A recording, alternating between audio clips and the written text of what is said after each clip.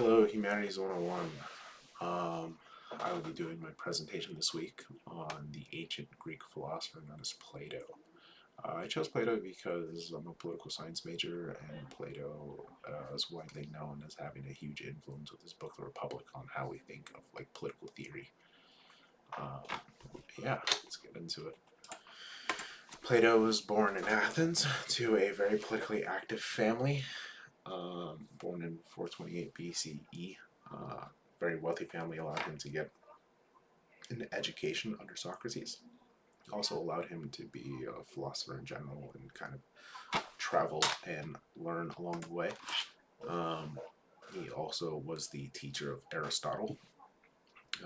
He traveled to places like Italy, Sicily, Egypt, and in kind of the middle of these travels, he returned to Athens to build what we know as the Academy. This is where we get the term the Academy from. It's not very significant. It is kind of just a place between the trees. They do say, do not visit here exclusively for the Academy because you will be disappointed. There's no real significant landmarks or anything of that nature. But what he's most notably known for is The Republic. The Republic is a series of books that go over themes and topics like what is justice.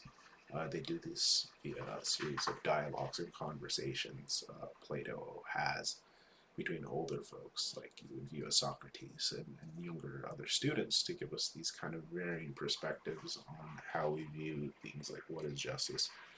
When he prompts us with this question, what is justice,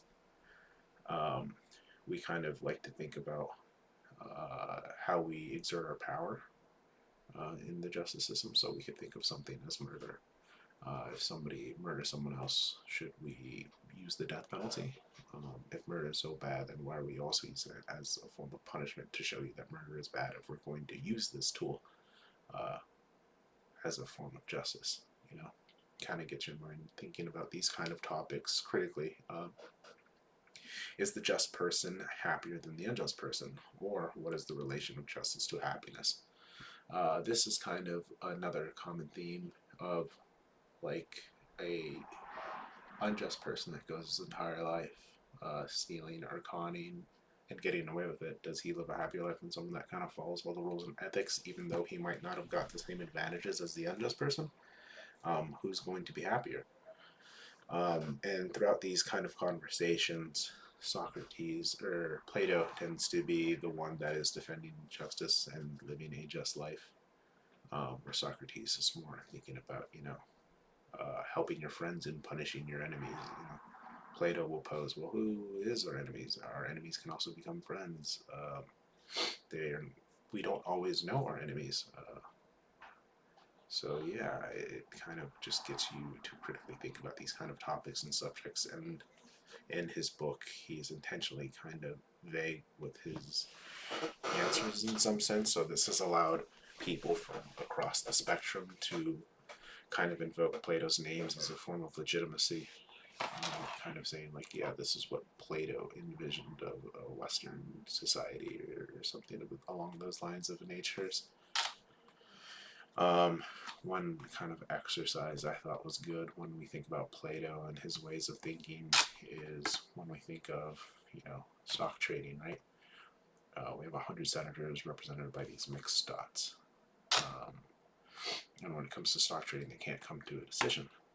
Now, when we get 7 out of 10 people surveyed via Pew Research, they all are in favor. 7 out of 10 people are in favor of banning stock trading, full stop. Is it just that these legislators are the ones that make the laws that regulate them? Legislators are also elected representatives by us, so they kind of do have this source of legitimacy to say, yeah, I do. You chose me to make these rules and laws, and I do not think this is a right or just law. Then it's also to think, well, what stops these legislators from going with these populist answers? Is it injustice? Is it something, it's kind of these common themes throughout Plato's books that really want to kind of get your mind thinking, and what he invoked as like what being a philosopher is. Thank you.